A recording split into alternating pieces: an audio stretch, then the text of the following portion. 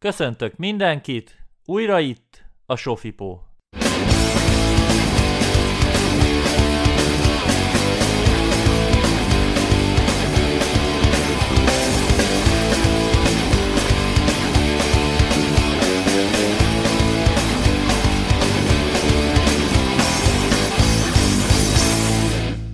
Sziasztok! Ez itt a Sorozatos és Filmes Podcast 116. adása, én Pálymékör vagyok.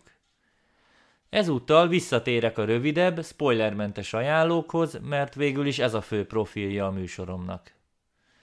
2 Apple TV Plus-os sorozatot hoztam, amelyekben csak az a közös, hogy egyaránt 2 évaduk ment le eddig. Az első a 2022-es The After Party, amely egy könnyed hangulatú krimi vígjáték. A sztoria nagyon egyszerűen összefoglalható. Van egy 2006-os gimnáziumi osztály, akik éppen a 15 éves osztálytalálkozójukat tartják.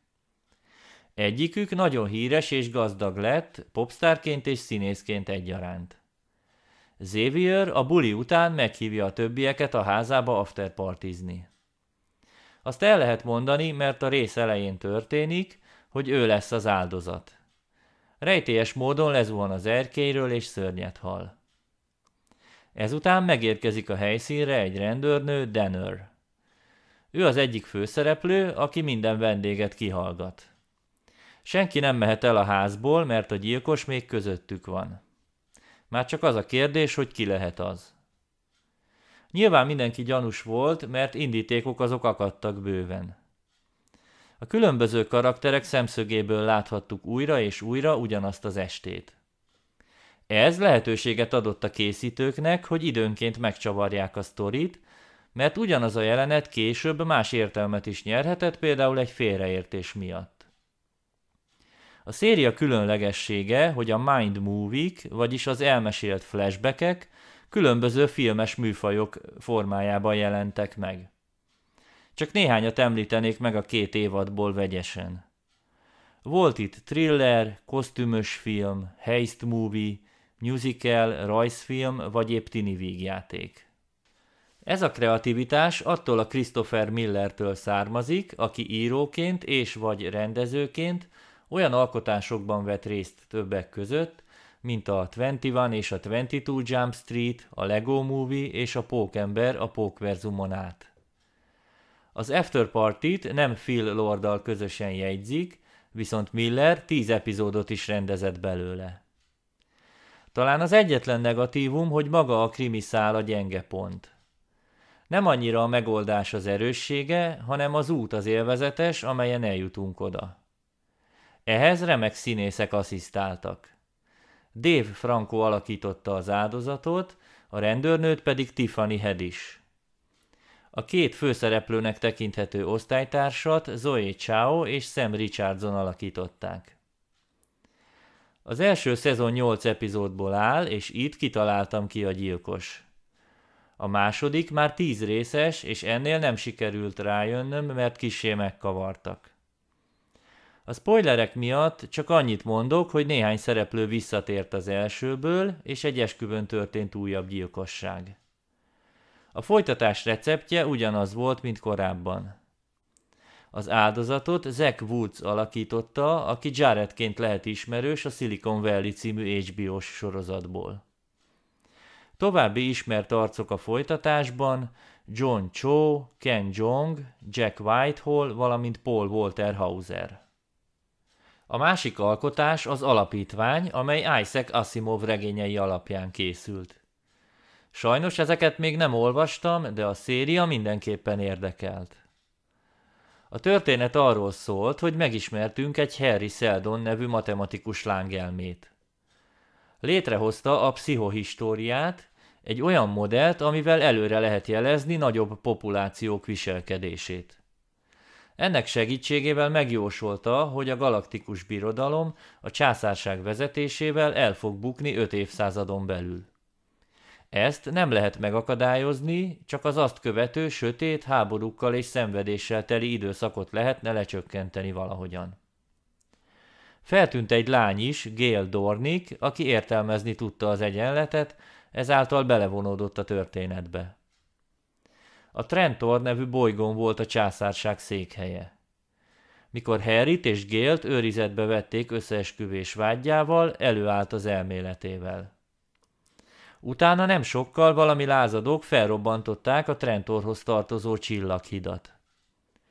A császár elgondolkodott a halálbüntetésen, ám végül száműzte Seldonékat a peremvidékre, a Terminus bolygóra, távol a birodalom szívétől.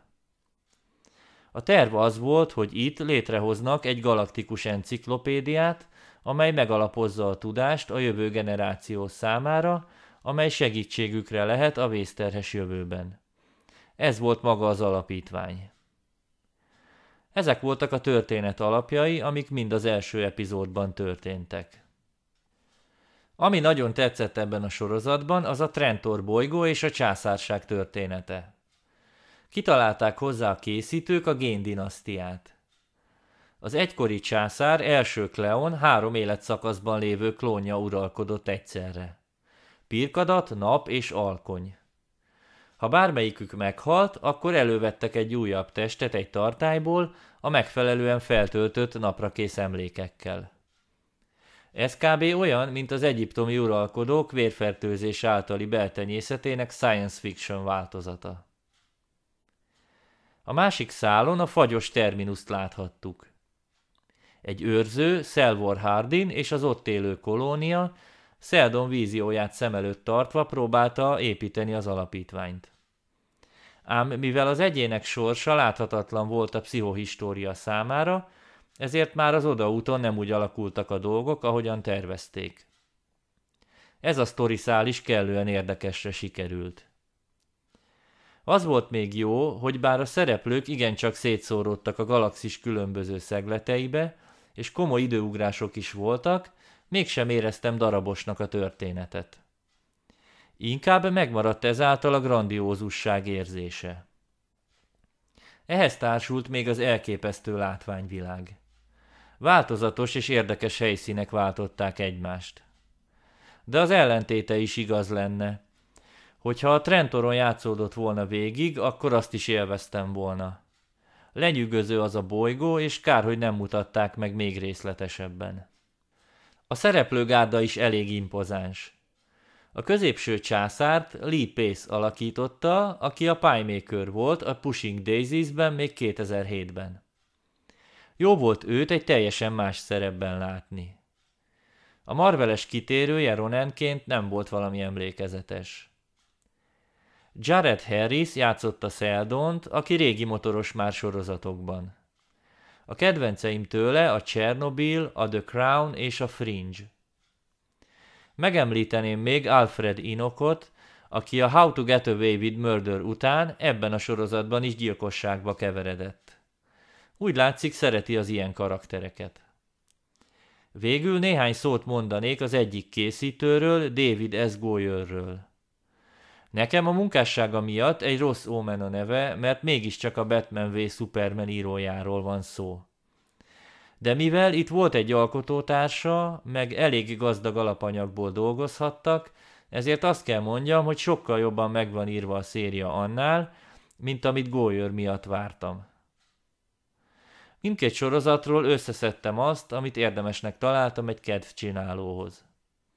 Remélem lesznek olyanok, akik az ajánló alapján kezdenek bele valamelyikbe. 2 hét múlva újra találkozunk. Én köszönöm szépen a megtisztelő figyelmet, sziasztok!